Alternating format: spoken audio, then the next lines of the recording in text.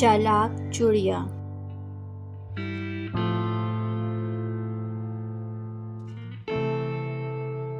ایک چڑیا تھی، اس کا نام چنچی تھا۔ ایک دن کی بات ہے کہ چنچی چڑیا گائے کے پاس بیٹھی تھی اور وہ دانے چگ چگ کر کھا رہی تھی۔ اچانک گائے نے گوبر کر دیا اور چڑیا اس گوبر میں دب گئی اور وہ اڑ نہ سکی۔ اور دوسری طرف سے ایک کتا آیا۔ چڑیا نے اس سے کہا کہ بھائی کتے مجھے نکال۔ کتے نے کہا کہ میں اگر نکالوں گا تو میں تجھے کھا لوں گا۔ چڑیا نے کہا ہاں کھا لینا۔ کتے نے چڑیا کو گوبر سے باہر نکالا۔ اب چڑیا نے کہا مجھے دھو تو لے۔ کتا چڑیا کو نل پر لے گیا۔ وہ چڑیا کو دھو کر اسے کھانے لگا۔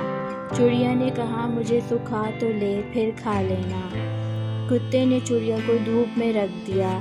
تھوڑی دیر میں چڑیا کے پر سوکھ گئے اور وہ پھر سے اڑ گئی۔ کتا منہ دیکھتا رہ گیا۔